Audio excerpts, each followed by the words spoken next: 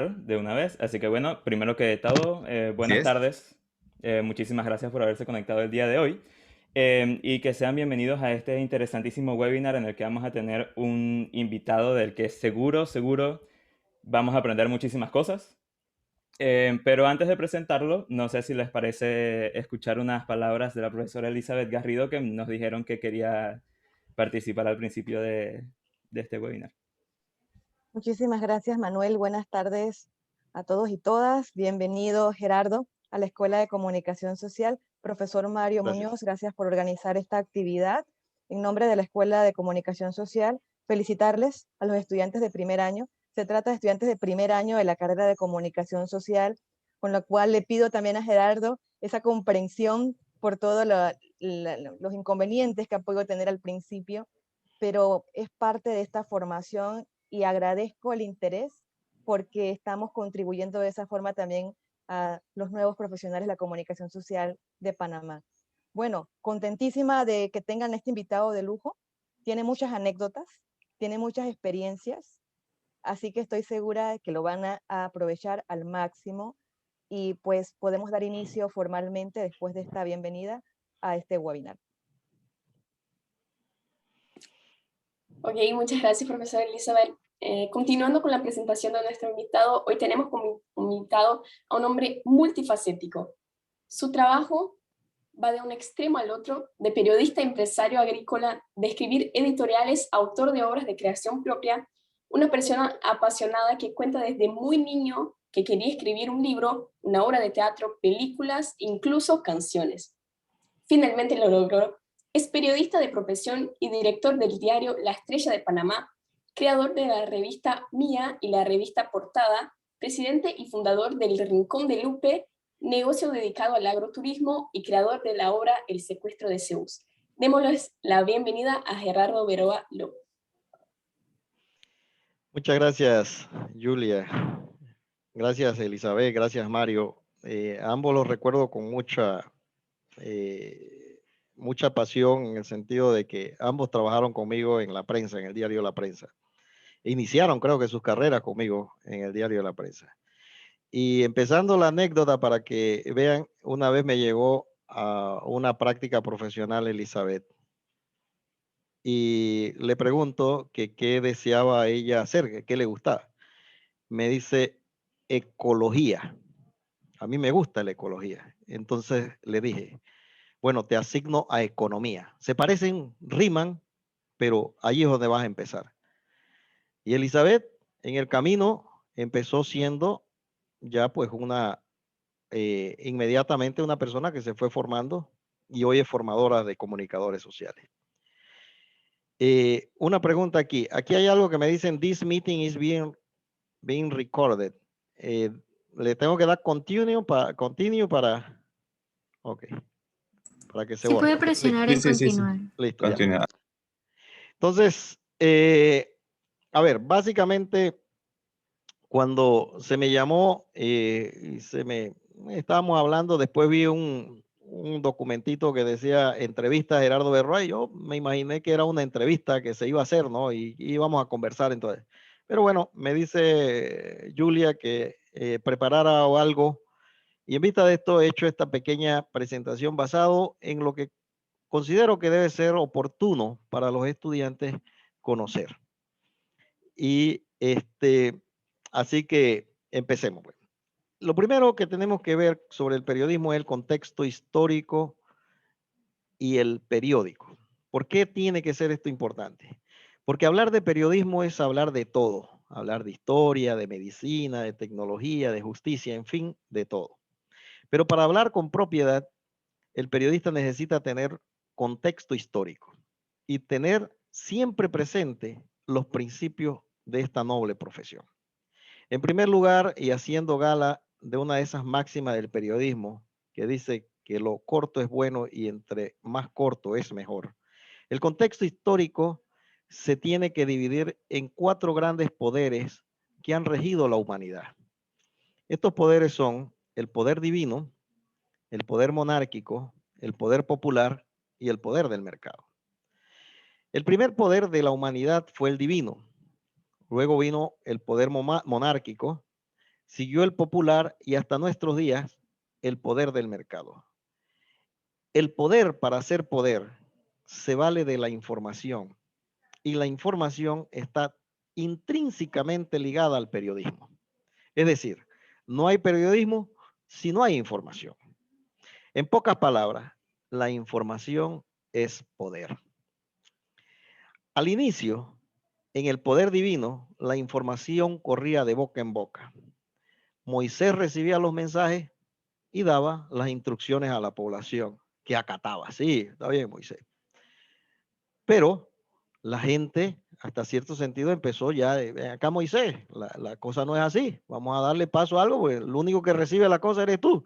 Entonces, eso dio paso al poder monárquico, un poder más terrenal, donde un grupo reducido de personas era la que manejaba todo, toda la información.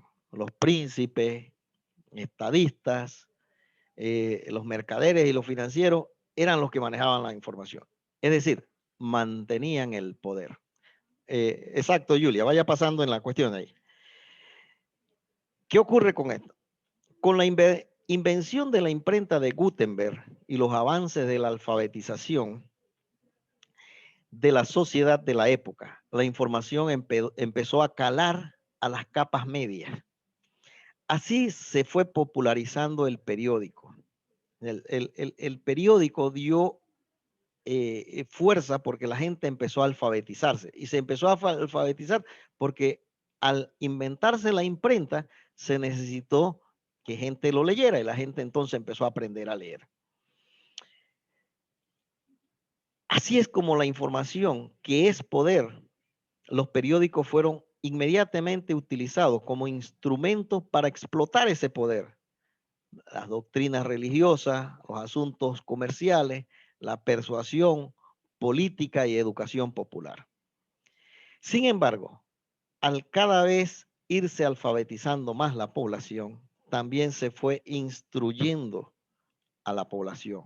Y llegó el momento en que la información se utilizó para provocar un cambio. La población no aguantó más los desmanes de los monarcas, los señores feudales y demás miembros de la realeza y sencillamente empezaron y se sublevaron. Provocó cambios tan profundos que dieron paso al poder popular. La sociedad entonces decidía a través de la votación quién dirigía y por qué periodo de tiempo. Es decir, la gente va a votar y elegía al presidente de la República. Eso no ocurría con los monarcas, que los monarcas eran eternos en ese momento. Aunque este sistema de votación se mantiene hasta nuestros días, la realidad es que luego, con el advenimiento de la revolución tecnológica, se introdujo el concepto de la globalización y el mundo empezó a regirse bajo el poder del mercado. Hoy, no obstante, ese poder del mercado y la globalización están atravesando por una metamorfosis, que digo yo, y lo más probable es que surja un nuevo poder que rija el destino de la humanidad. Y esto quizás ustedes no lo analicen porque quizás no han profundizado en lo que ha ocurrido en el pasado y lo que está ocurriendo hoy. Esa sublevación en el momento de la alfabetización de la población con el invento de la imprenta fue lo que terminó provocando la Revolución Francesa. Ayer justo celebrábamos la conmemoración de la toma de la Bastilla. ¿Qué ocurre con eso? La gente se sublevó porque conoció la información. Es lo que está ocurriendo hoy en día, pero ya no con la imprenta, sino con las redes sociales. Si no hubiese sido por las redes sociales, ¿usted cree que se hubiese sublevado la gente en Cuba actualmente? ¿O que Pedro Castillo hubiese ganado en Perú? ¿O que Colombia estuviera sumergida como está? ¿O lo que ha ocurrido en Chile? Todo esto es el poder de la información. Ahora bien, antes de entender ese poder, tenemos que conocer qué ocurrió después de la imprenta de Gutenberg. Y fue el nacimiento del periódico. El periódico El primer periódico del que se tiene información nació en Amberes en el año 1605, pero el primer periódico que apareció en Inglaterra fue The Weekly News en el año de 1622.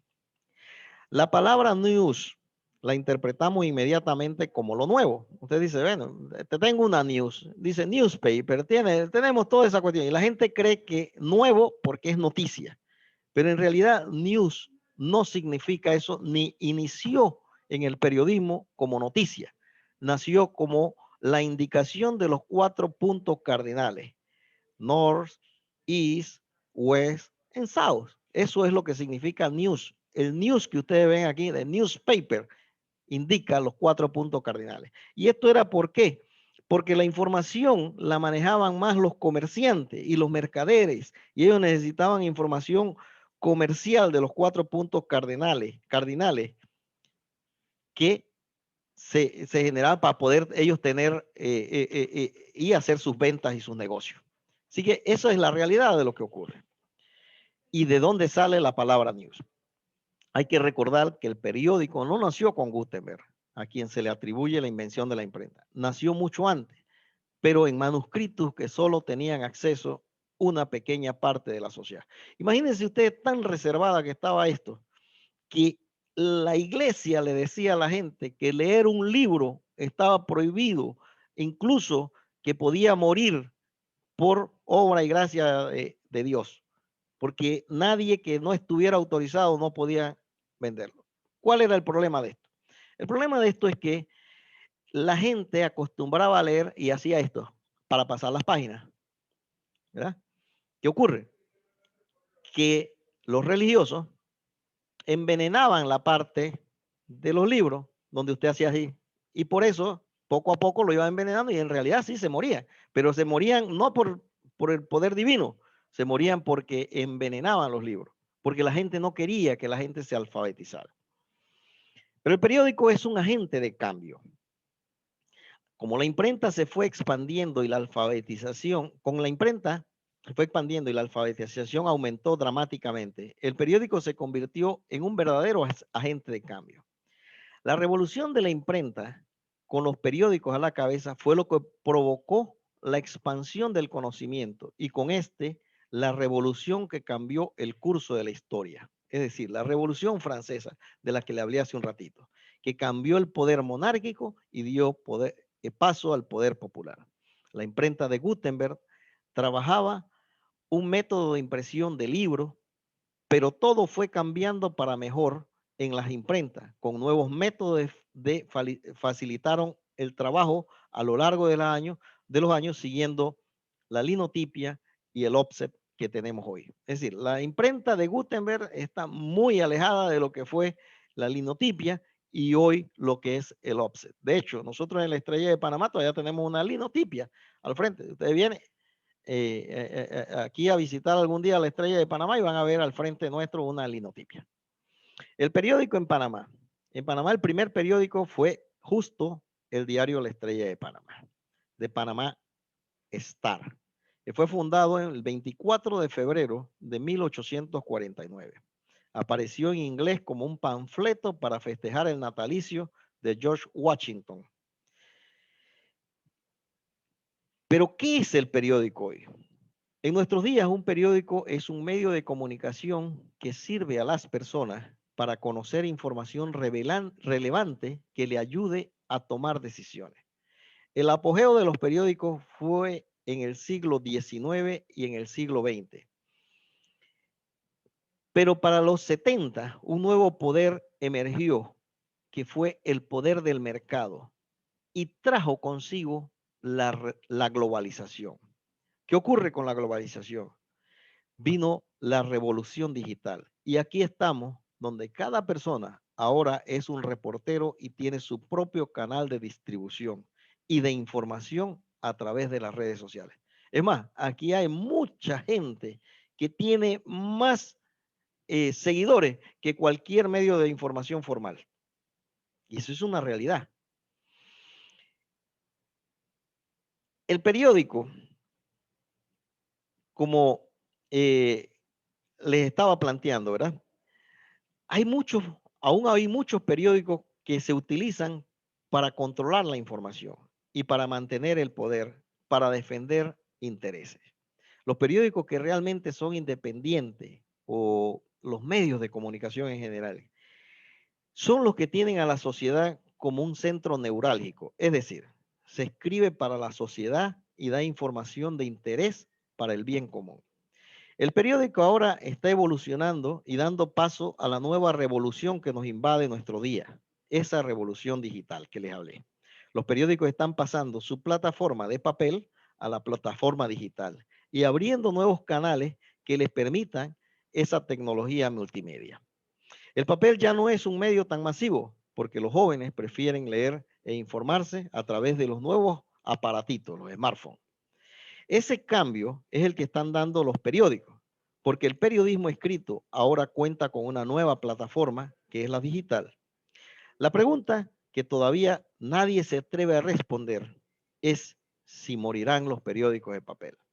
Hay una cuestión que tengo que decirle antes. Hay mucha gente que equivocadamente dice el periodismo digital, y el periodismo digital no existe como tal. El periodismo digital es una plataforma, es decir, usted puede ir a un restaurante y pedir un filete.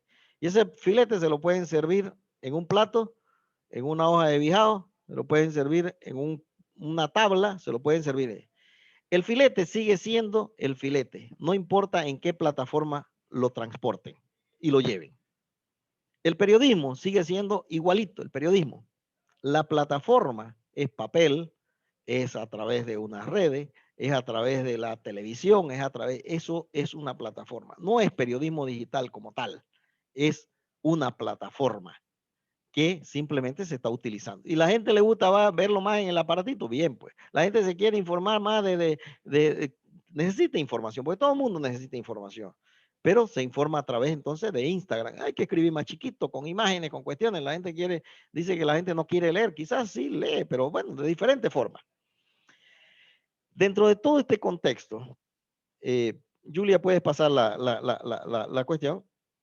Entramos en algo que es sumamente vital dentro de la comunicación, que es la libertad de expresión y la libertad de prensa.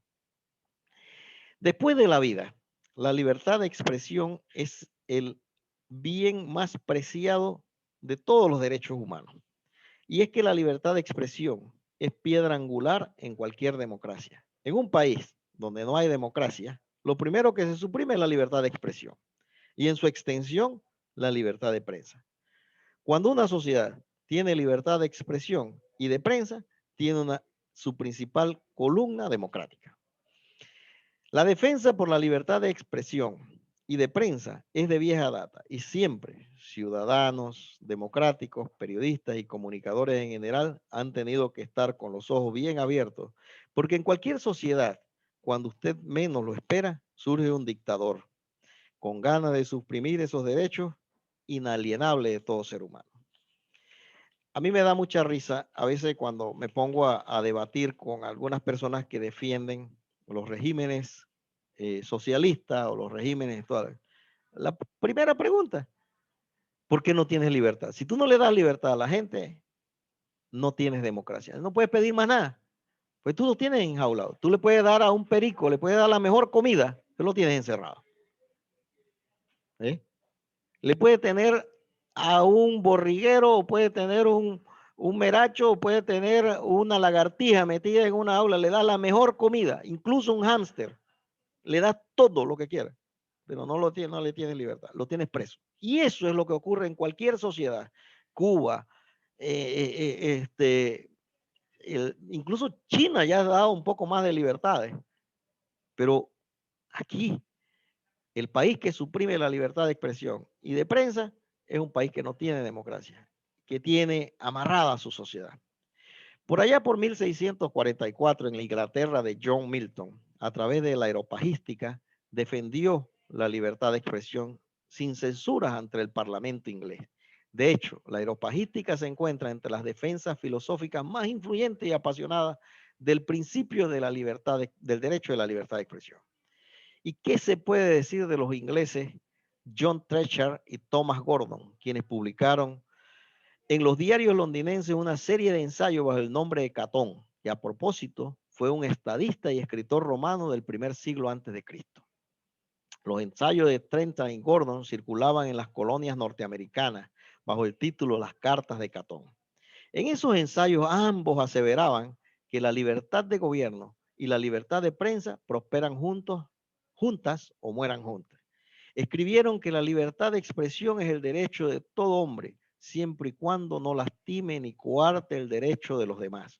De acuerdo a Herbert Schul, en su libro Agentes de Poder, los norteamericanos en la primera enmienda a la Constitución veneraron la libertad de expresión y de prensa y siempre estuvieron guiados por las ideas y la retórica de Milton y de Catón. También hay un registro de un fallo histórico de la Corte Suprema de los Estados Unidos que dejó para la posteridad una posición que ha servido de ancla para el dogma norteamericano, tanto de filosofías conservadoras como liberales. Se trata de la opinión del juez Oliver Wendell Holmes, que registra su desacuerdo con la mayoría de la Corte que falló en el caso Abraham versus Estados Unidos, que la condena a 5 ciudadanos rusos acusados de sedición durante la Primera Guerra Mundial se hallaba dentro del marco constitucional. Holmes argumentó que el fallo condenatorio era inconstitucional sobre la base de que la libre expresión de ideas, incluso ideas contrarias, era correcta. Esto fue lo que escribió y dijo Holmes en su momento. Cuando los hombres se dan cuenta de que el tiempo ha vencido muchas clases de fe en pugna, pueden llegar a creer todavía más de lo que creen en las bases mismas de su propia conducta, que se llega mejor al último bien deseado por medio de libre intercambio de ideas.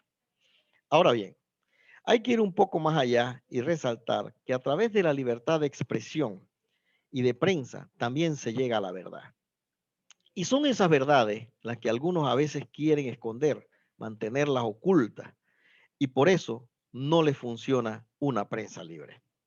Panamá es un país que ha pasado por múltiples episodios en su vida republicana, pero para ejemplificar mejor esa importancia de la libertad de expresión y de prensa, solo hay que mirar lo ocurrido con el golpe de Estado de 1968. Una vez en el poder, el gobierno revolucionario asumió el control de los medios informativos. No soportaba una prensa libre. Sin embargo, uno de los requisitos para la firma de los tratados Torrijos-Carter fue que se abriese el país a los medios de comunicación independientes de los que manejaba el gobierno. Así nacieron medios independientes y ese paso trascendental logró luego la caída de Noriega, porque fue lo que hizo que el pueblo se alzara. Un ejemplo contrario es lo que ocurre en Venezuela, donde el régimen de Maduro, por ejemplo, ha callado a la prensa independiente y ha coartado la libertad de expresión. Conclusión, un Estado fallido con millones de venezolanos fuera de su patria y en el país de Bolívar, millones de personas luchando de cómo sobrevivir. Esa es la importancia de la libertad de expresión y de prensa. Por eso hay que defenderla.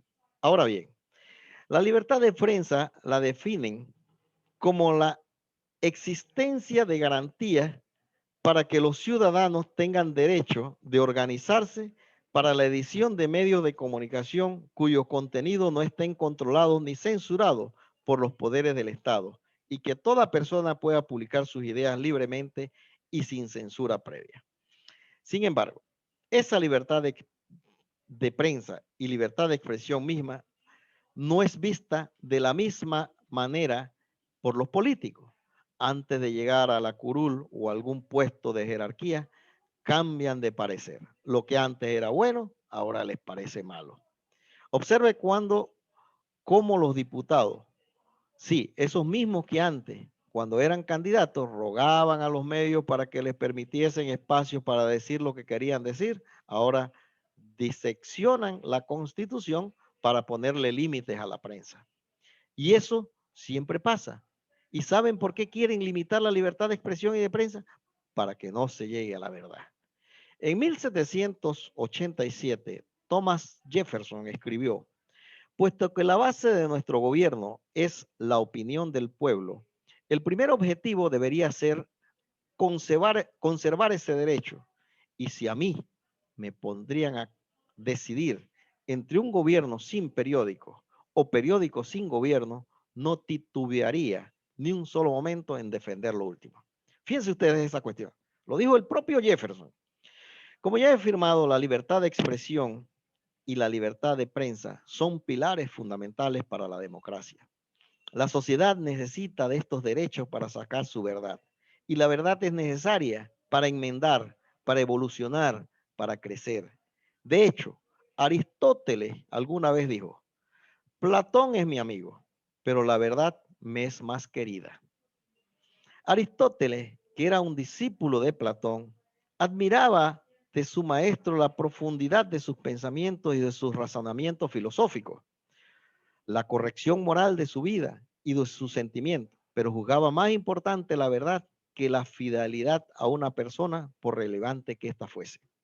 La libertad de expresión y la libertad de prensa hoy no es lo mismo que hace un siglo. No, definitivamente no. La libertad de expresión se extiende ahora a cada ciudadano. Esa extensión hace que los ciudadanos tengan poder. Se trata de las redes sociales, las que han extendido la libertad de expresión más allá del entorno de una comunidad, una ciudad o un país. Es una libertad de expresión extendida a todo el mundo. Un ejemplo clásico y reciente de gran importancia sobre libertad de expresión y de prensa y del poder que otorgaron las redes sociales a los ciudadanos fue lo que ocurrió con la primavera árabe. Como se recordará, en el año 2010, exactamente el 17 de diciembre, en la ciudad de Sidi Bouzid, en Túnez, un vendedor ambulante llamado Mohamed Bouzizi fue despojado por la policía de sus mercancías y cuentas de ahorro, y en respuesta, este tipo se inmoló en forma de protesta. Durante su agonía fue grabado y las imágenes llevadas a las redes, y miles de tunecinos se rebelaron contra las malas condiciones en las que estaba sometido el país, causando un efecto dominó en el resto de las naciones árabes.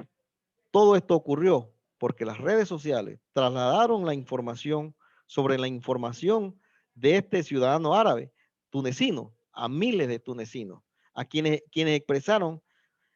se expresaron contra las arbitrariedades del gobierno. Los medios informativos internacionales ayudaron a que se difundiera la protesta.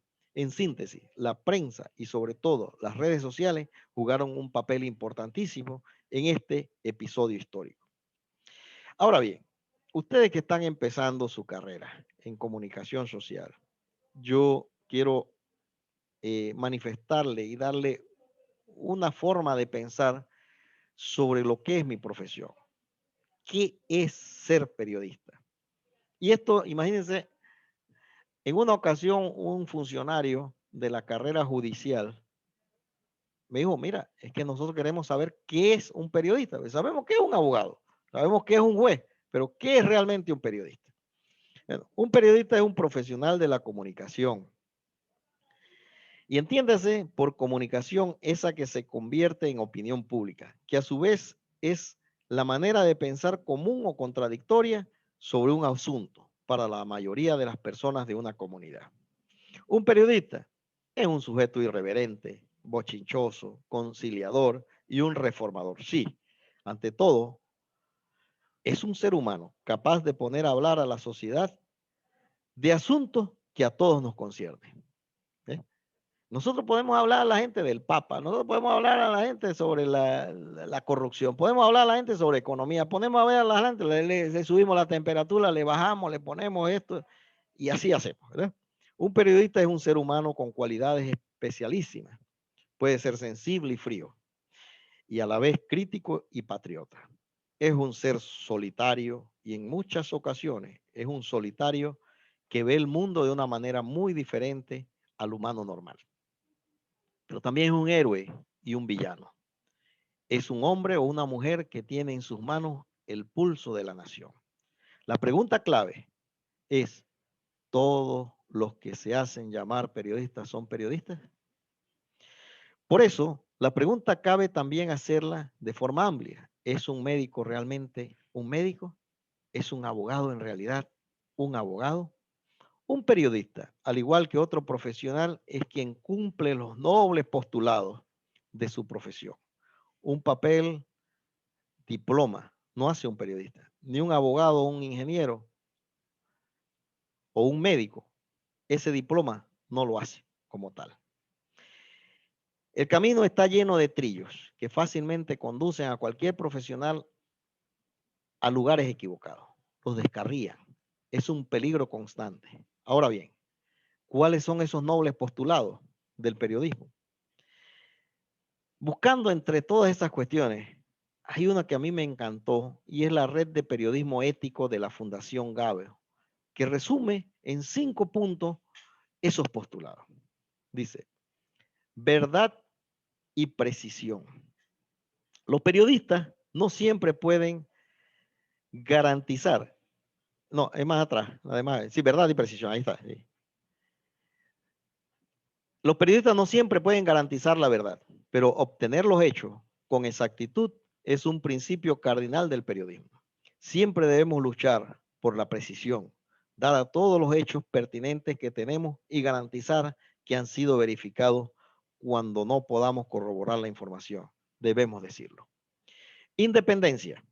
Los periodistas deben ser las voces independientes. No debemos actuar formal o informalmente en nombre de intereses específicos, ya sean políticos, empresariales o culturales. Debemos dejar claro ante nuestros editores o audiencia cualquier filiación política, financiera u otra información personal que pueda constituir un conflicto de interés. La equidad y la imparcialidad. La mayoría de las historias tienen al menos 2 caras.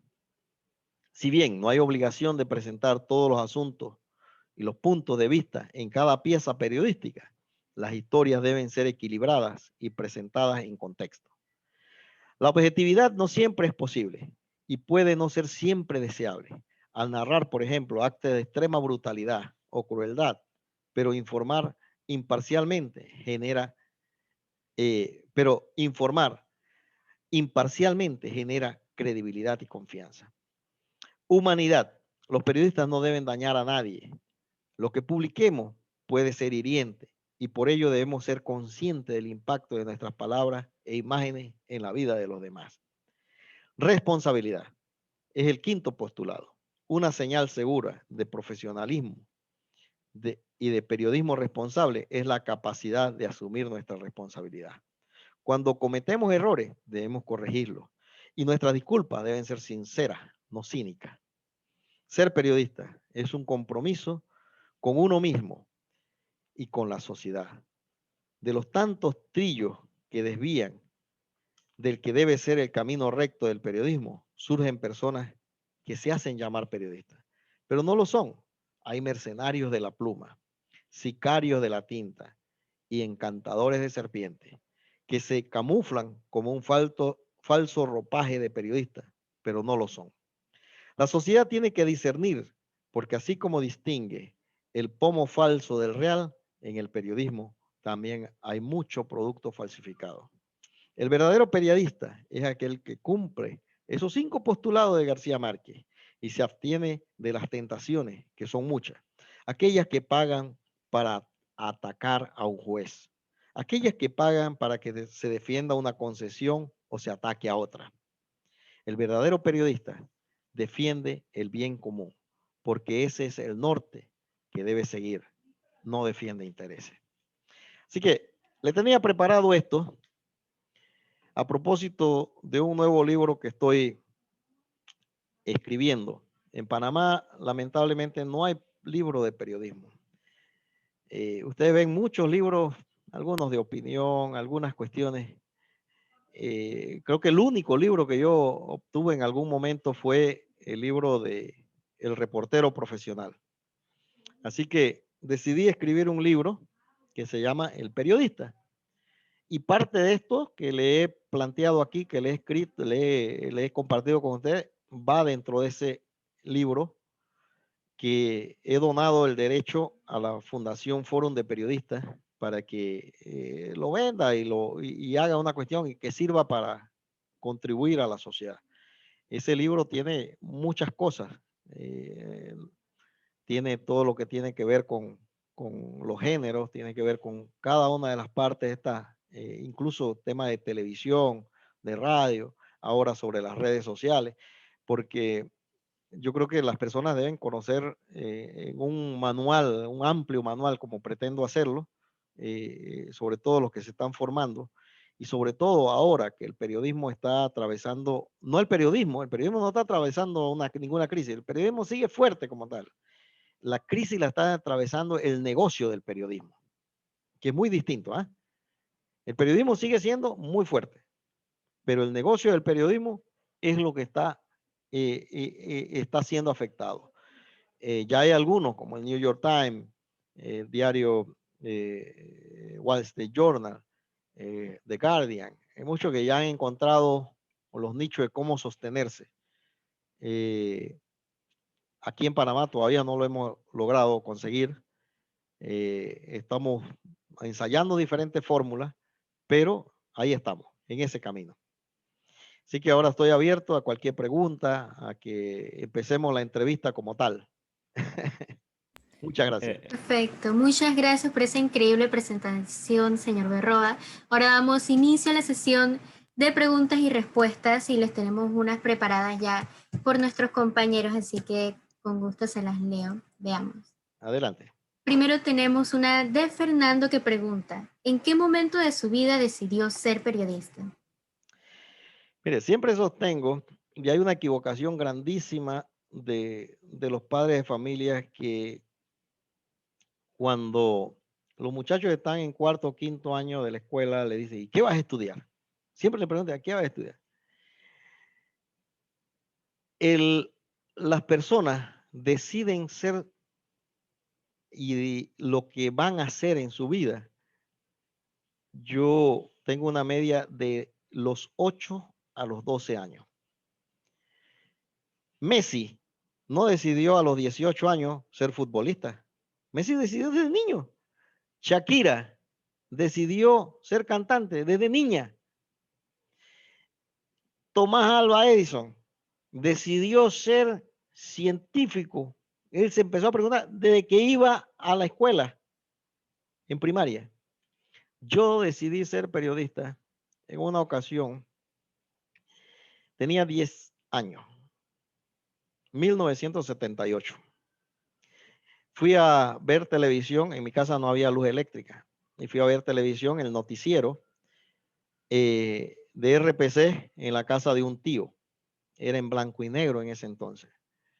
Y allí nos quedábamos viendo un programa que se llamaba Topollillo, que daban a las 7 de la noche. Y en ese programa, en ese canal de televisión, dieron un reportaje de Teletica, donde habían unos reporteros que fueron a la guerra entre los nicaragüenses y la contra nicaragüense, los contras contra los sandinistas que estaban en el poder. Entonces, vi lo que estaban haciendo estos periodistas costarricenses y me impresionó de tal manera que a los 10 años yo decidí ser periodista. Desde ese momento quería ser reportero. Así que imagínense toda esa cuestión. Pero mi primera carrera no fue periodismo. Mis dos primeras carreras fueron ingeniería industrial y administración de empresas. Las dos las estudiaba al mismo tiempo. Iba en la mañana a la Universidad Tecnológica a estudiar ingeniería industrial y en la noche iba a estudiar administración de empresas en la Universidad Autónoma de Chiriquí. En ese entonces era centro regional. Y tenía un deseo. Cuando abrieron la carrera de periodismo, renuncié a las dos carreras estas y me fui a estudiar periodismo porque quería cumplir mi sueño. Muy bien. Ahora tenemos una pregunta por nuestro compañero Diego. ¿Cuál es la noticia que más le ha impactado en los últimos años? La muerte de Diana, de la princesa Diana. Realmente me impactó muchísimo porque fue una cuestión provocada hasta cierto sentido por comunicadores sociales, eran paparazzi, la estaban persiguiendo y nosotros no estamos para causar la muerte a nadie y causársela a una princesa por el hecho de que ella se haya escapado con su novio, Al-Sayed, me impactó sobremanera. Me impactó cómo dejó estos niños, o sea, tras que ella sufría unas circunstancias muy difíciles en la corona inglesa, que los periodistas, fotógrafos causaran la muerte, eso me impresionó muchísimo. Yo creo que eso no debe ocurrir jamás, pero sí ha sido una de las informaciones que más me ha impactado el resto de mi vida. Muy bien. Luego tenemos la pregunta de Lía que dice, ¿qué experiencias de aprendizaje adquirió al ejercer como comunicador que lo llevó a estar donde se encuentra hoy día? Bueno, yo fui reportero, inicié como reportero de radio. Eh, Escribía, yo no tenía el conocimiento, no era consciente de que tenía una facilidad con los dedos. Yo escribo con 2 dedos, pero escribo con 2 dedos más rápido que cualquiera que utilice los 10 dedos. Entonces, hice una práctica profesional. Había hecho ya una práctica un trabajo preliminar de 3 meses en el diario La Prensa, pero ahí había salido y me encaminé entonces a RPC Radio a hacer una práctica profesional. Entonces, allí me ponían a escribir y a redactar los cables internacionales, hacerlos para radio, ¿no? Porque todos los cables venían en los teletipos. En ese entonces no existían las computadoras ni nada de esto. Yo escribía en una máquina Olimpia que estaba tan vieja que yo marcaba la O y se llevaba la misma página se la guaqueaba. Entonces, yo escribía y la resumía en todas las cuestiones. Y luego de esto tenía la capacidad de agarrar y sintetizar muy rápido las informaciones que salían en la prensa, en los otros diarios, y las sintetizaba y la hacía como si fuese información la propia radio. Entonces a mí me decían el pirata de la radio. Pues yo me robaba la información de los otros medios y entonces la transformaba para la radio y venía Celiano Fonseca Aguilar y la leía y hacíamos reportajes, hacíamos toda la información pirateada realmente que hacíamos. Entonces, ahí empezó mi pilar en el periodismo. Luego de esto hubo una situación que fue el inicio de la fusión entre RPC y Telemetro. En ese entonces eran canales competencia.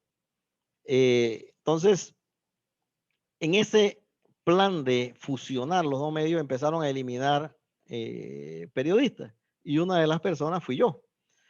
Entonces, justo en ese momento abrieron el diario El Universal. En el diario Universal, entonces yo empecé a ver el periodismo y empecé a ser reportero y toda la cuestión. Y antes de morir, el difunto Johnny Duque vio algo en mí que empezó a meterme en el tema de cierre y empezó a hacer la cuestión. Ahí empecé yo a aprender las cosas sobre el cierre, sobre el manejo de la información. Así que estaba muy desencantado también con la reportería. Escuchaba a los colegas decir que no se paga bien, que no sé. Y empecé a ver las cosas. Y la verdad que me decepcioné un poco el periodismo, ese encanto, ese encandilamiento que traía desde los 10 años, no era lo real que vivía acá. Se vivía en noticias, pero se pagaba muy poco y toda esta cuestión. Entonces, empecé a darme cuenta de que el periodismo pues no iba a dar y yo también tenía que, uno por mucho amor que tenga una profesión, yo necesito vivir con una economía mejor. Entonces empecé a estudiar derecho, la carrera de derecho. Si estudiaba derecho, trabajaba como periodista. En el camino abrieron una vacante en la prensa como editor de cierre. Ya yo era editor acá en el periódico El Universal. Así que me gané una de las vacantes y me fui a trabajar. Allí en ese camino fue donde conocí a Mario, después entró Elizabeth, después entró todas estas cuestiones. Pero ese camino me abrió las puertas a una cuestión muy diferente del periodismo reporteril, sino el periodismo administrativo, administrar a la gente. La prensa empezó a educarme sobre el manejo de salas de redacción. Yo viajaba constantemente a otros países a tomar los seminarios en manejo de salas de redacción. Tenía 2 personas sobre mí que me educaban y que eran los que me evaluaban.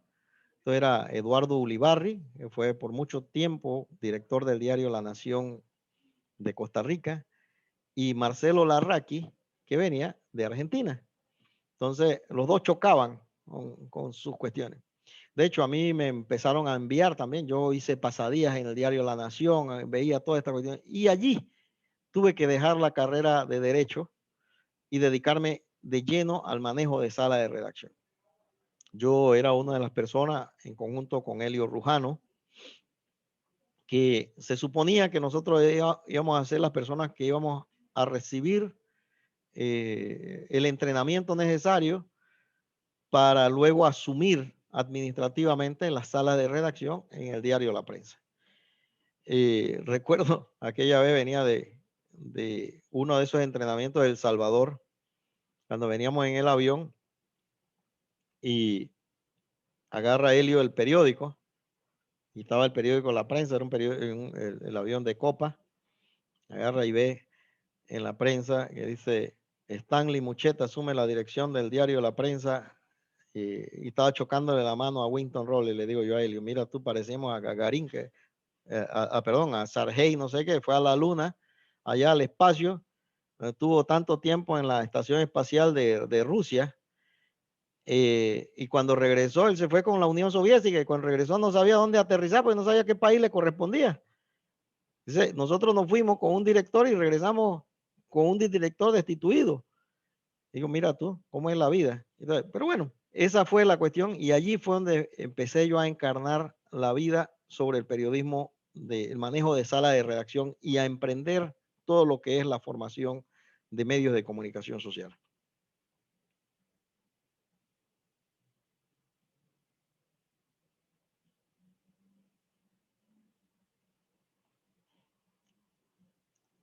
Tenemos otra pregunta que dice, a lo largo de su carrera, ¿qué lo ha impactado en el área de periodismo? Hombre, a mí me impactan muchas cosas. Yo he tenido la capacidad desde niño de sorprenderme. Si una persona no se sorprende, esa persona no es un ser humano, ¿comprende? Uno tiene que sorprenderse. Se sorprende en la casa, se sorprende en la calle. Uno tiene que sorprenderse de cosas. El periodismo a mí me ha sorprendido en cosas tan extraordinarias. Imagínense ustedes, hace poco, este señor Branson, creo que agarró en una nave de su propia empresa, el tipo se metió, se vistió de astronauta, se agarró con toda la cosa y se fue al espacio. ¿Usted sabe lo que es eso? Ir allá arriba a sentir la falta de gravedad en una nave. Ese tipo, eso yo no he visto que la gente se sorprenda con eso. Ese es un hito histórico de la humanidad. Agarrar una nave y treparse allá. Pero cuando usted se pone a ver, hay 3 tipos que están siendo historia en el mundo. Ese Branson, que ya es el primero, Elon Musk, que el tipo ya está llevando allá a la nave, a la Estación Espacial Internacional, está llevando astronautas, los está regresando, y cuando esa nave llega se reutiliza, y está una plataforma que pasó el otro día por el canal que es autónoma, y ese bicho se mueve de acuerdo a la cuestión y recoge, eso es para sorprenderse, y eso lo está viviendo el periodismo, es información que da el periodismo. Y cuando usted lee que Jeff Bezos deja toda su fortuna y se va a montar en una nave y se va a ir al espacio para recorrer, como cuando usted va a un terreno y lo va a mirar allá para recorrerlo, aquí voy a sembrar un árbol, aquí voy a construir la casa, aquí voy a sembrar una palma, aquí voy a poner esto. El tipo se va a ir al espacio a checar el lado del espacio donde él va a poner su ciudad espacial. ¿Usted no le sorprende eso? A mí me sorprende. o que Estados Unidos esté emitiendo la cantidad de dólares que está emitiendo sin respaldo, pero cuando usted lee que se encontraron un meteorito que está lleno de oro puro, que paga 7 veces la deuda pública de todo el planeta, y los tipos están estudiando cómo enlazarlo, engancharlo y traerlo a la tierra para irlo picando poquito a poquito, para ponerlo como respaldo. No, hombre, esto es extraordinario. Cuando llega y se levanta ese pequeño helicóptero allá en Marte, ¿a usted no le llaman la atención? Son 7 meses de vuelo que hay allá. Y ellos van a hacer una nave nodriza, que quizás sea la ciudad espacial de Bezos, Jeff Bezos. Y que de allí entonces se manden para allá. Ya no serían 7 meses, sino menos tiempo en la cuestión. Eso es extraordinario. Y eso lo estamos viviendo gracias al periodismo. Lo estamos viviendo gracias al periodismo. Lo estamos leyendo a través de los medios de comunicación. Yo creo que la gente no se sorprende con eso. Lo ve como si fuera una cuestión común. Carajo, está habiendo un cambio extraordinario en la humanidad. Tenemos que sorprendernos con eso.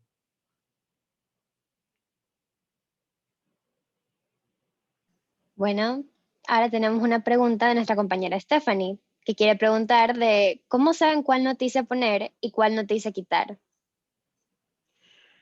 No hay noticia que se quita, hay noticias que se pone. Todas las cuestiones, las informaciones varían. Por ejemplo, usted tiene que analizar, yo me levanto muy tempranito y lo primero que yo hago es que pongo en Google, así pongo Panamá.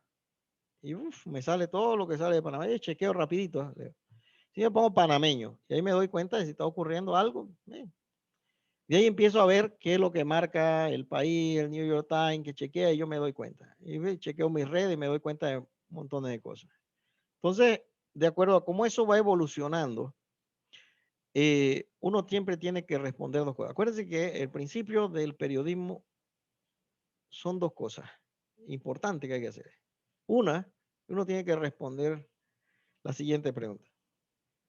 ¿Qué hay de nuevo?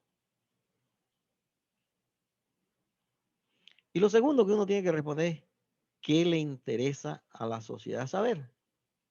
¿Por qué? Porque al final la información es toma de decisiones. Entonces, la gente tiene que tomar decisiones. Si ahora mismo hay una pandemia y allá en Checoslovaquia, allá en ese país que ya no es Checoslovaquia, en este país en cualquier país de esa de Europa del Este, viene y encuentra que un montón de personas vacunadas empezó a darle un faracho. ¿Usted cree que eso no es importante para la sociedad? No lo merece saber. Eso ya uno va poniendo esto. Y al final uno ve en el checklist cuál de todas esas es la más importante. Por ejemplo, ayer viene el gobierno y dice, ¿sabe qué? Si yo le pregunto, le voy a hacer una pregunta antes de responder a esta cuestión. O sea, nosotros tenemos una pandemia y estamos aquí. ¿Qué creen ustedes que a la gente le preocupa más hoy? ¿Qué le preocupa a la gente? A ver, Alexia.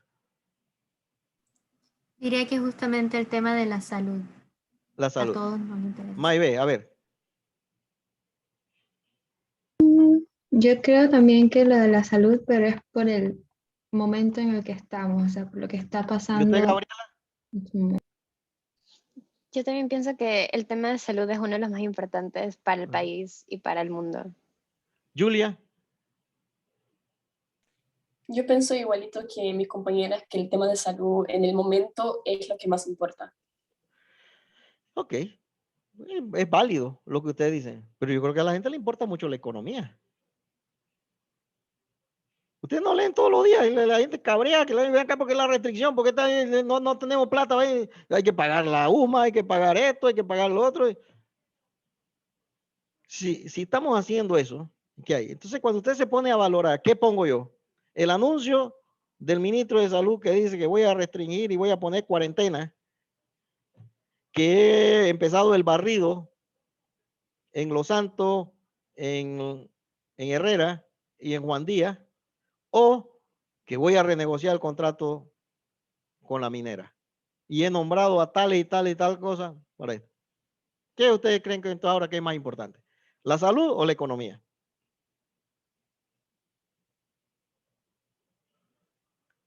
Bueno, ese dilema que ustedes tienen, pregúntele a Mario, pregúntele a Elizabeth, ese dilema se tiene en los medios.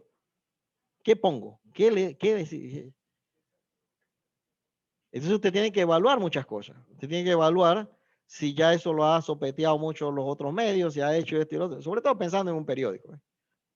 Y yo tengo que ver qué impacto va a tener.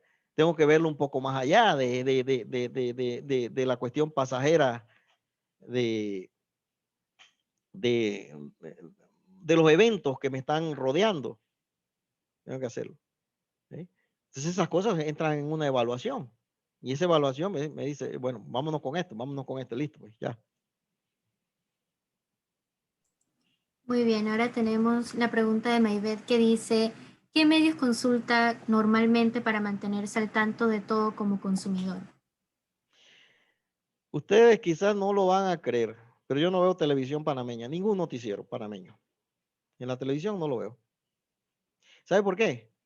Porque todos me hablan, agarraron a fulanito de tal, hicieron tal y tal. O sea, uno sale de allí cabreado. Ese noticiero, uno sale como si tuviera ese país destruido. Y eso no es lo que uno ve en la calle. Entonces ese medio no me está informando adecuadamente. Si yo dejé de ver televisión por eso.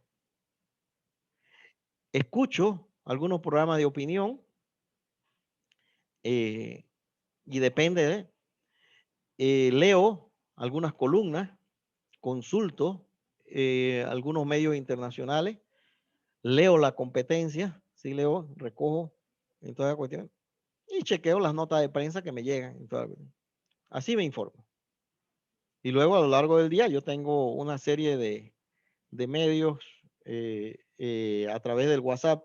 Tengo, por ejemplo, red de asesores, grupo noticias, red de periodistas, comunicadores, noticias 24/7, tengo chat de periodistas, tengo traficólogos, tengo toda esa cuestión y todo eso me van rindiendo uno de otro. Así que están haciendo el resumen por mí en pocas palabras, pues. Y ya eso me empieza a nutrir bastante. Bueno, otra pregunta a nuestra compañera Maybeth sobre cuál es su opinión sobre las nuevas formas de informar noticias en redes sociales. Digo, como lo dije hace un rato, las redes sociales cumplen un aspecto importante. A ver, antes de las redes, el género madre del periodismo era la noticia, ¿ok?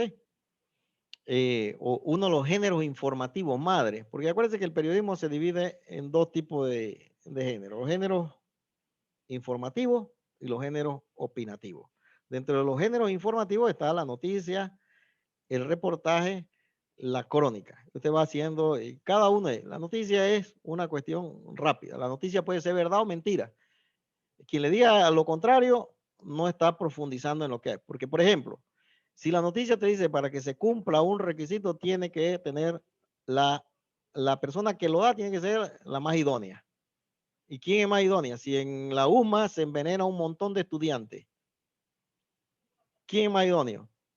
¿La enfermera, el rector o el profesor consejero? Pregunta. Ah, ¿verdad? Que lo pongo a pensar, ¿eh? ¿Quién es más idóneo? Entonces usted se empieza a buscar y dice, bueno, el rector, pues. Y el rector dice, sí, sí, de verdad, hubo un envenenamiento de la gente del mal estómago, la comida le cayó mal, pues la gente y le cayó mal a los estudiantes. Entonces viene Manuel, más curioso, y se va allá, y dice, ¿usted qué dice, profesor? ¿Usted cree que en realidad fue la comida que cayó mal? Y dice la profesora, sí, sí, sí, y mal lo dice el rector, y usted dice el decano, y también dice el decano, sí, sí, correcto. Ahí. ¿Son idóneos o no son idóneos ellos para decir eso? ¿Verdad que sí? Son idóneos, son la autoridad y toda la cuestión. Pero viene Manuel más inquieto y dice, no, esta vaina no me parece que sea la comida. Y se va donde la enfermera dice, no, hombre, Manuel, mejor vete de aquí, esto no es la comida, no, pero no te puedo decir más nada. Entonces, ¿qué pasa? ¿Usted cómo queda? ¿Como periodista? Su deber es buscar la verdad, porque ese es su compromiso, ¿cierto? ¿Usted qué hace? ¿Se queda con la versión del rector? ¿El rector mintió o no mintió? Y usted se va y se va al hospital. Y cuando llega al hospital, el doctor que está aquí dice, ese es envenenamiento, envenenamiento con tal y tal y tal cosa. Le metieron una gotita de cianuro. Ah, entonces, la noticia, usted la dieron como verdad, pero era una mentira. Así que la noticia es la primera, pero puede ser mentira. Entonces, para eso está el reportaje. Y el reportaje entra a la investigación y usted empieza a investigar ahí. Y ahí le sale el cuerpo de la que no, señor, y usted empieza a chequear y usted se da cuenta que los tipos fueron envenenados. ¿Y envenenados por quién? Por quien hace la comida. ¿Y por qué hizo la comida así? Porque estos tipos le molestaban a esta gente cuando estaba allá. Le hacían bullying o hacían cualquier cosa. Entonces, eso es lo que ocurre en una cuestión. Un periodista avesado tiene que empezar a buscar la verdad. Al fin y al cabo, a veces la verdad demora. La mentira siempre tiene patas cortas. Pero la noticia no siempre es verdad. Pero la noticia es noticia. Hay que darla. Hay que cumplir unos requisitos, sí. La persona idónea. La persona idónea, cierto, lo dijo, pero mintió. Entonces te va descubriendo la verdad. Y eso se va a ir desarrollando. Muy interesante. Tenemos otra de Julia que dice, ¿cuál fue el desafío más grande que tuvo que superar como periodista? En una ocasión, trabajar en el diario La Prensa. Y yo era un periodista que habían entrenado para el manejo de sala de redacción. Y en efecto, fui ocupando los cargos. Qué bien, era jefe de reportero. Después de jefe de reportero me convertí en jefe de información. Le llamaban coordinador de editores, pero yo era el jefe. De hecho, Mario no me dejará mentir. Allí estaba Rolando Rodríguez, Mónica, ¿quién más estaba ahí? La otra que estaba, que fue directora. Todos eran subalternos míos. Flor Mirachi entró conmigo, que trabajan allí. Toda esa gente eran subalternas mías. Pero empezaron a llegar los intereses. Y de jefe de información me bajaron a ser un editor. No hay problema, porque uno no está hecho para que lo asuman y lo mantengan como tal. Esa es una decisión del medio. ¿Sabe? Pero en el camino había cuestiones que eran contradictorias a lo que yo estaba estudiando y lo que debía aplicar y lo que se estaba haciendo. Pero en mi casa, mi esposa estaba por dar a luz. ¿Y qué hacer? Si tienes una esposa que va a dar a luz y tienes un trabajo en donde te están jodiendo, qué decisión difícil, ¿verdad? Entonces yo tuve que tomar una decisión difícil, que para mí era más rentable estar desempleado, pero tener una vida en paz, que estar empleado y tener problemas en mi entorno laboral. Así que renuncié 5 días antes de que mi esposa diera luz. Cuando yo llego, le digo, acabo de renunciar. A mi esposa le salían las lágrimas. Son decisiones difíciles, decisiones de vida. Pero yo tenía que tomar una decisión y tomé esa decisión. Es difícil, ¿verdad? Sí, para terminar tengo una que es mía de la que preparé y es de todas las ventajas y avances que tenemos los jóvenes actualmente, ¿cuál es la principal ventaja de interés para usted que no tuvo antes? Hombre, ahora usted tiene un medio de comunicación. Antes era tan difícil tener un medio de comunicación. Mire, hacer un periódico había que meter mínimo 7 millones de dólares. Hacer una radio tenía usted que tener un contacto con el gobierno para que le dieran una frecuencia. Y hacer una televisión, ni siquiera se imagina usted la cantidad. Ahora usted tiene un periódico, una radio, todo a través de un aparatito que vale $80. Eso no es una ventaja. Ustedes nada más se inscriben ahí, tienen Twitter, tienen esto, tienen el otro. Es un medio de comunicación. Que lo sepan utilizar son otros 500 pesos. ¿Eh? Entonces, es difícil. Otra que le voy a dejar aquí nada más igual que la pregunta anterior, que decisiones difíciles, fue el día que yo tuve que dejar este diario. ¿Eh? Me agarraron, yo me fui, cero indemnización, me fui sin un solo centavo. porque más vale la ética profesional que el dinero. Siempre tómenlo en cuenta. Y yo lo hice. Y ahí Mario está, puede decírselo y le consta esa cuestión. Y después fui llamado nuevamente por esa responsabilidad que tuve. ¿Sí? Entonces, ustedes la tienen muy fácil. El gran problema que tienen los nuevos periodistas y toda la cuestión es cómo hacer rentable la profesión. Yo creo que yo tengo parte de la fórmula. La estoy estudiando, la estoy analizando, la estoy poniendo en práctica. ¿Sí? Estoy encaminado en ese sentido. Porque yo creo que yo, o sea, me debo a esta sociedad y debo coadyuvar en buscar ese camino para darle empleo a la gente, para que la gente gane plata, para que se desarrolle. Esta profesión es mentira, esos clichés de que esta profesión es sacrificio. No, yo me divierto jodiéndole la paciencia a la gente o disfrutando conociendo gente. Que la cuestión es que no ganan plata, mentira. Sí se gana dinero, siempre y cuando usted sepa trabajarlo. Trabajarlo con honradez y darse a valer como debe ser. ¿Sí? Así que esas cosas están en el camino.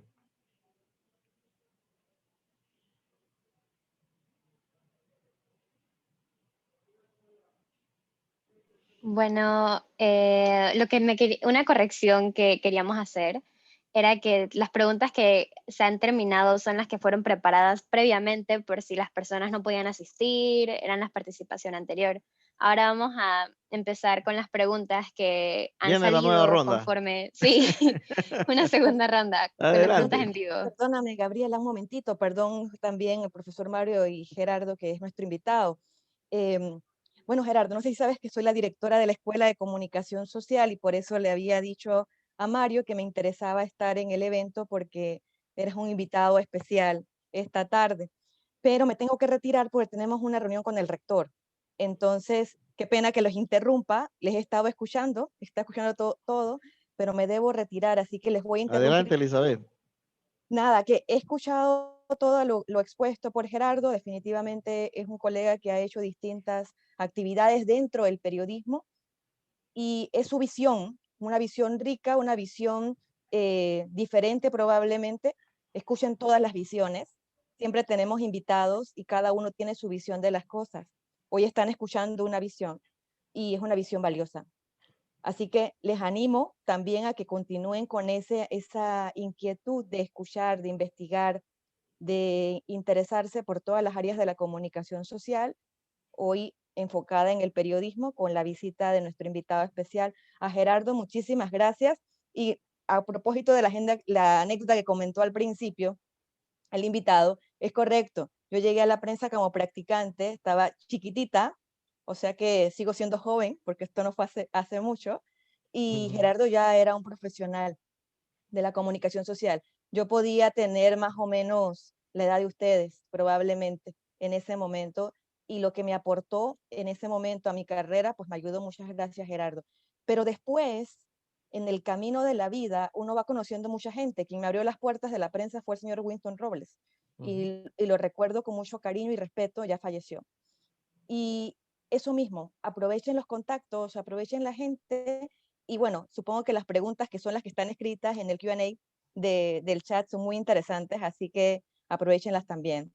Gerardo, muchas gracias. Las puertas ahora virtuales de la Universidad, de la Escuela de Comunicación Social, abiertas cada vez que quieras Gracias, venir. gracias. Y Hasta encantado. luego. Gracias, hasta luego. Hasta luego. Muchas gracias, Elizabeth.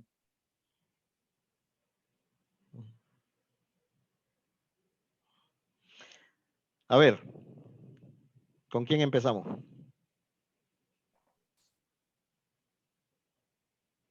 La batería de preguntas. Buenas tardes, profesor, y buenas tardes, licenciado. Aquí tengo una pregunta de Gabriela ¿cómo es la organización, estructura y la elección de titulares de un medio que tiene como objetivo brindar una información actualizada al público? A ver, antes, Mario también lo podrá recordar. El periodismo se basaba en el director escogía, él mismo dictaba el editorial, él decía dónde iba la nota y así sucesivamente. Ya eso no se produce así. Encima de eso no habían computadoras, no había forma de... Así que había que trabajar muy rápido y la guía era él. Uno venía y trabajaba en unos teclados viejos. En la cuestión, mandaba la cuestión allá a fotocomposición regresaba a cuestión, usted tenía que utilizar tipómetro, utilizar una serie de cosas ahí para poner que eso, luego cuando se mandaba pedacito por pedacito las informaciones, se engomaba en el layout y se ponía y se le tomaba en fotocomposición, se le ponía la cuestión en la plancha y eso se imprimía. Así que el titular se escogía de acuerdo a lo que decía el director. Hoy la cuestión ha cambiado radicalmente. Los medios tienen una serie de maquetas. Nosotros tenemos maquetas preestablecidas, es decir, tenemos maquetas 6 columnas, tenemos maquetas 3 columnas, tenemos maquetas con una columna, un techo falso, tenemos maquetas con 6 orejitas, 6 llamados, maquetas con 2 llamados, maquetas con todo es una cuestión de maqueta. Entonces, lo primero que uno hace dice, tengo esta información y tal maqueta. Y uno la busca y la pone. Entonces, eso le va dictando, eso ha facilitado muchísimo las cosas. Ahora la fotografía antes tenía que revelarse y esperarse y todo. No, ahora la fotografía aparece en un banco ahí. Los periódicos en Panamá manejan un mismo sistema, todo. Un sistema que se llama GN3, Good News. Hay GN3, GN4, GN5. Empezó con GN3, ahí ha cambiado. Y esto empieza a hacerse una ramificación porque va de acuerdo a la página web, ahora de acuerdo con las redes y todas las cuestiones. Se le ha agregado al sistema en toda la... Entonces, los titulares ya se observan con mayor facilidad, porque incluso te pueden mandar una noticia con su titular y todas las cuestiones a través de WhatsApp, y en WhatsApp uno la manipula o no o lo hace. Así que eso es de acuerdo a cómo uno jerarquice la nota y jerarquice de acuerdo con la maqueta, entonces va el titular. Lo otro es que los medios de comunicación se están leyendo más por la página web, a través de las redes, que el mismo medio impreso. Así que de nada sirve tanto un titular para impresionar en un papel cuando el titular tiene que impresionar más en la parte digital. Y la parte digital tiene también sus características. Entonces uno tiene. Pero a mí me gusta, por ejemplo, mucho los titulares que contextualicen las cosas. Porque generalmente hay informaciones que, no todos los días usted tiene una información que es una información bomba, una investigación. Usted no ha visto investigación aquí en las últimas 3 semanas, no ha visto 4 semanas, ni un medio, ni la prensa, ni el Panamericano, ni la Estrella han sacado ninguna. Entonces tenemos que basarnos en información que hay aquí. El anuncio de la minera, que sí, pero entonces contextualizarlo, porque al final y al cabo la gente quiere una información que ayude a tomar decisiones. Ustedes imagínense que el gobierno dice, voy a anunciar tal y tal cosa. La gente dice, ¿sabes qué? Pero si tenemos 2% de regalía, podemos conseguirla con más alta la regalía. Y entonces, ¿qué vamos a hacer con ese porcentaje más alto de la regalía? Y la gente empieza a decir, ve acá, esto lo podemos utilizar como un fondo para las pensiones. En lugar de que a mí me estén sacando plata en el bolsillo, ese dinero debe ir entonces directamente a la caja del Seguro Social. ¿Comprende? Entonces, esa información ayuda a la gente a tomar decisiones. Ese titular que tú pones, lo pones para que la gente empiece a evaluar qué se puede hacer con el dinero y empiece a opinar, interactuar y hacer.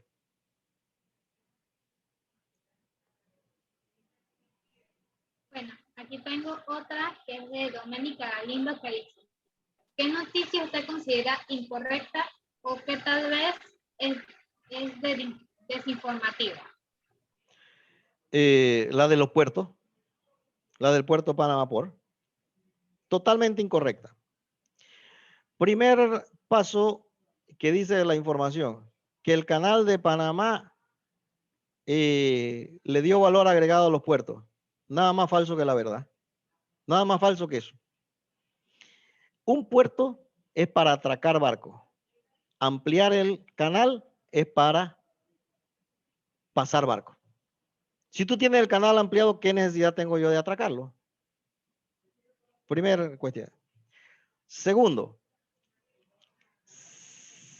si yo tengo un puerto, el puerto es para que atraquen barcos. Si yo tengo un aeropuerto, ¿para qué es el aeropuerto? Para que atraquen aviones. Pregunta, si el principal puerto de Panamá es Panama Port y yo tengo 10% como socio,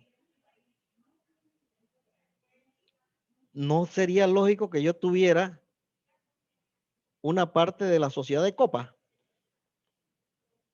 Pregunta, ¿sí o no?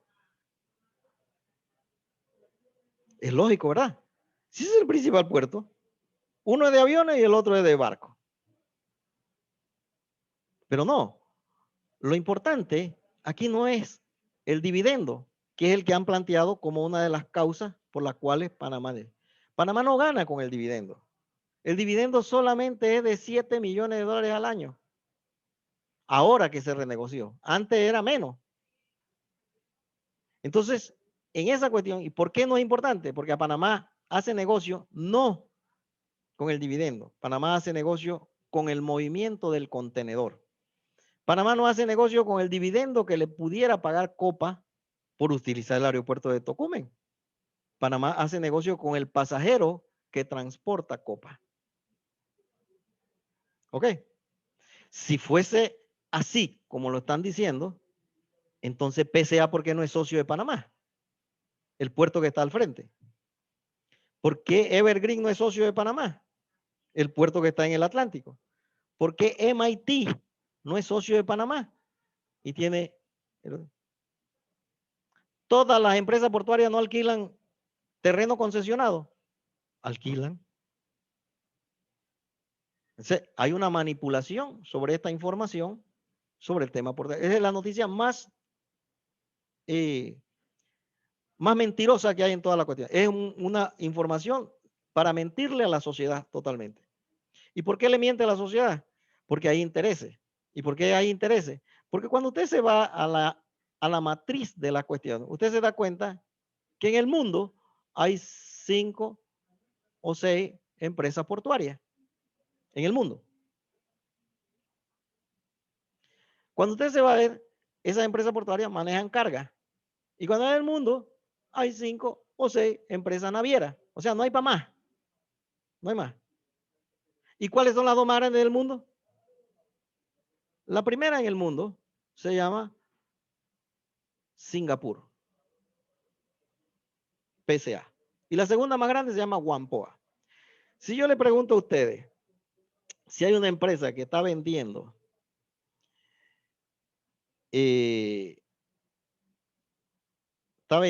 mercancía a través de la página web o a través de las redes, ¿ustedes quisieran que estuviera en Panamá? Esa empresa.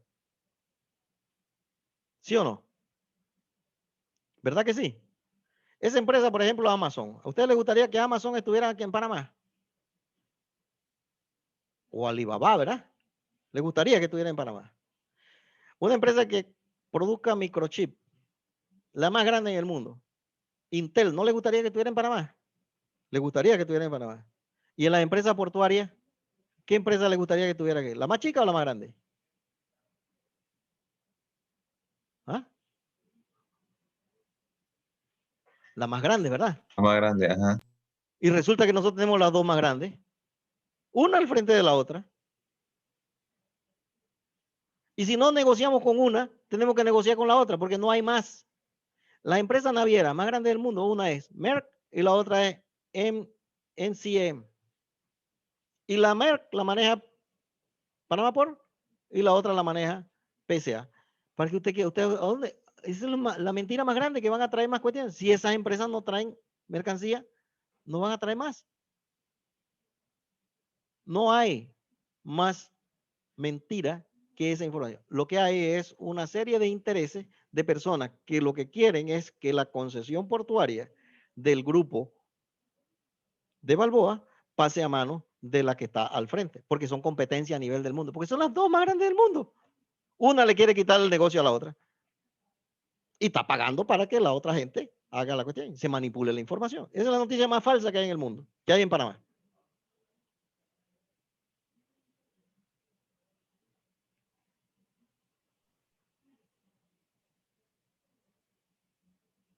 ¿Una más?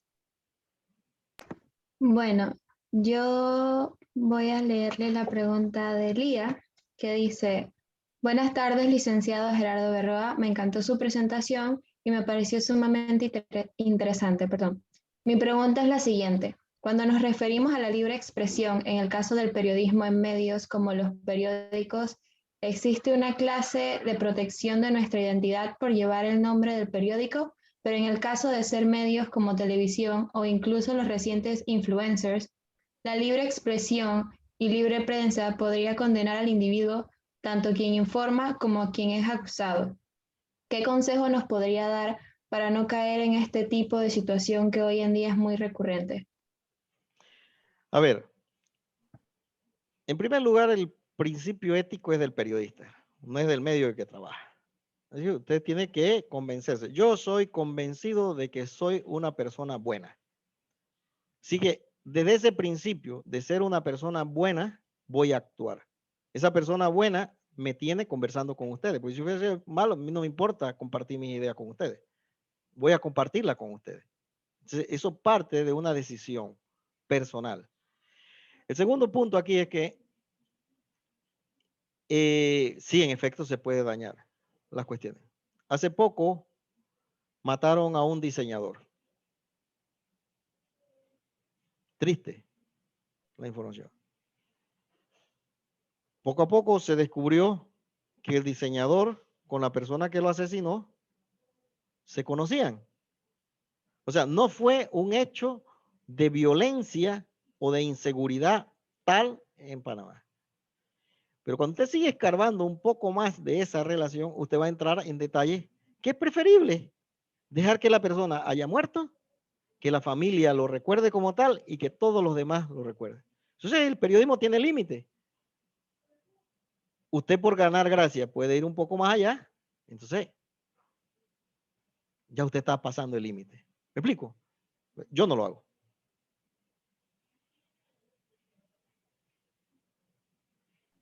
Ok, la siguiente pregunta sería de Anili Torres. ¿Qué tipo de impacto, siendo periodista, quiere llegar a realizar en el mundo a lo largo de su carrera? A ver, yo he llegado al nivel máximo del periodismo quizás. Yo he sido reportero de radio, he sido redactor, he sido editor, he sido jefe de información, director, presidente de gremios periodísticos. O sea, dentro del periodismo ya no hay algo más. O sea, es decir, al menos que yo venga allá y me voy a hacer periodismo en Estados Unidos, pues, y empiezo a hacer, pero ya sería volver a entrar en otra cuestión para hacer carrera, para competir con los otros que están allá. No creo que esté ahí. Entonces, cabe dar clases, compartir con estudiantes y hacerlo. De hecho, yo asistí a unas clases de la UMA haciendo mi práctica profesional como docente universitario.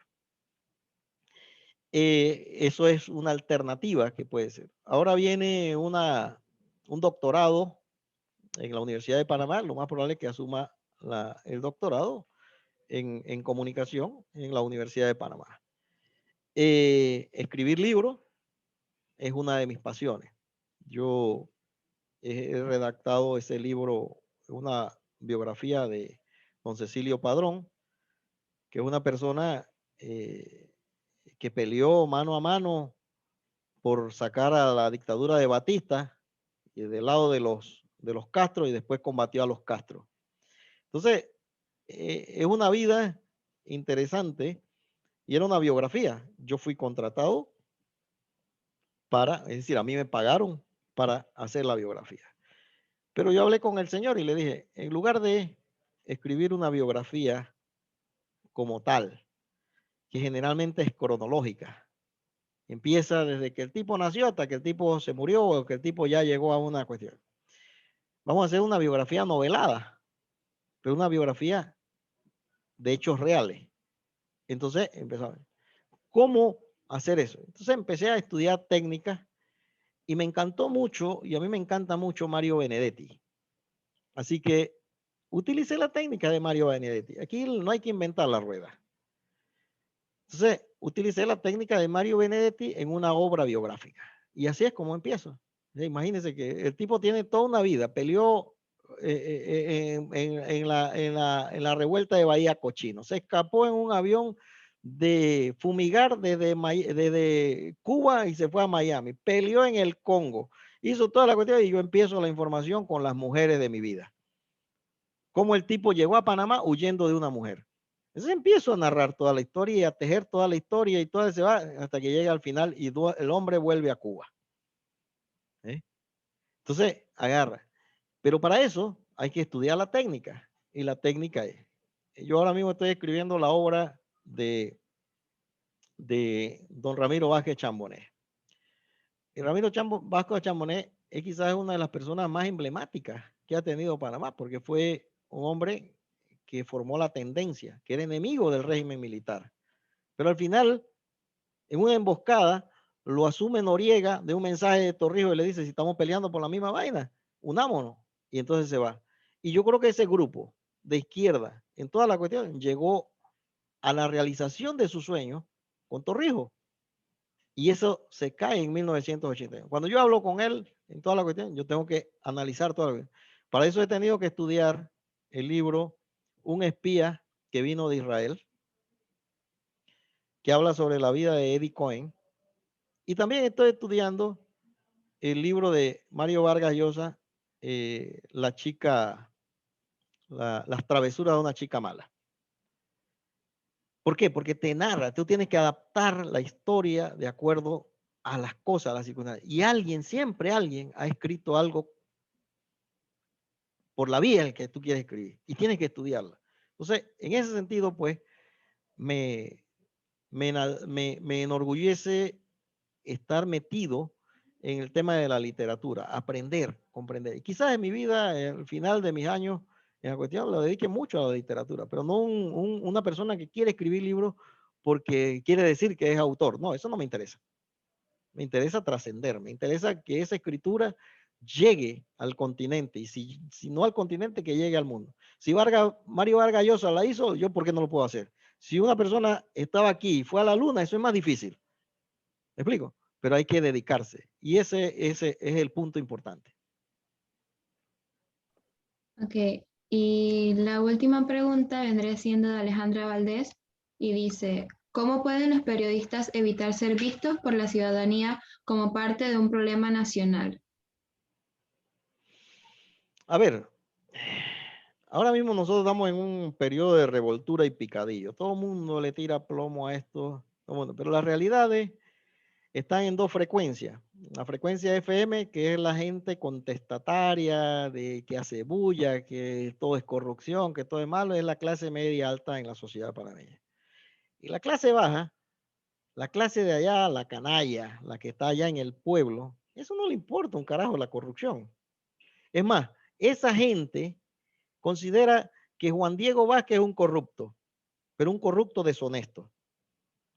Que Silva es un corrupto, pero un corrupto deshonesto. Y que Benicio Robinson es un corrupto honesto. ¿Y por qué? Fíjense la contradicción.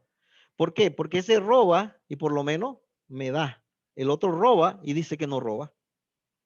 O sea, así es como lo entiende la gente de abajo. Entonces, si cuando tú estás allá abajo y entiendes eso y comprendes esa sociedad, entonces te vas dando cuenta de la realidad de nuestro pueblo.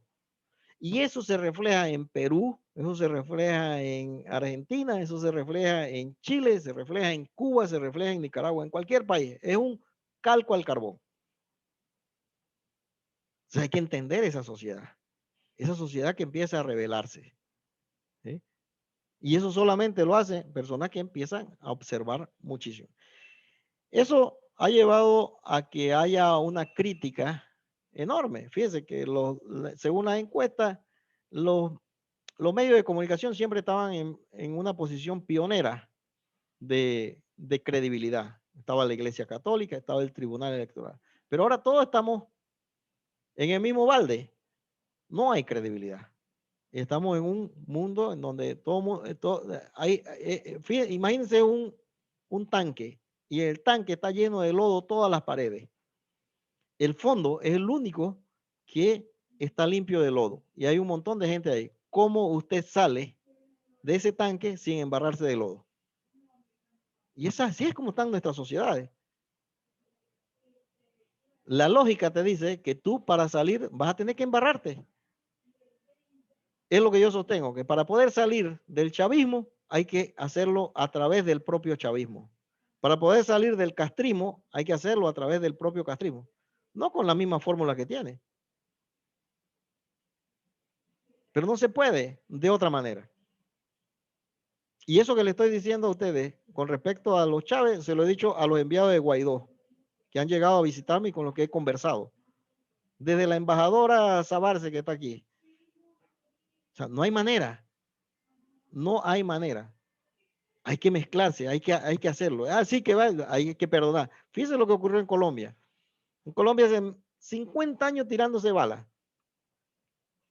Hasta que dice Santos, vamos a llegar a un acuerdo de paz. Pero entonces ese tipo mató un montón de gente, ¿qué pasó? Encima de eso hay que pagarle. Y hay que darle escaño en la asamblea. Pero eso es mejor, darle plata, porque ese es material, que seguir tirando balas y matando a la gente. ¿No creen ustedes?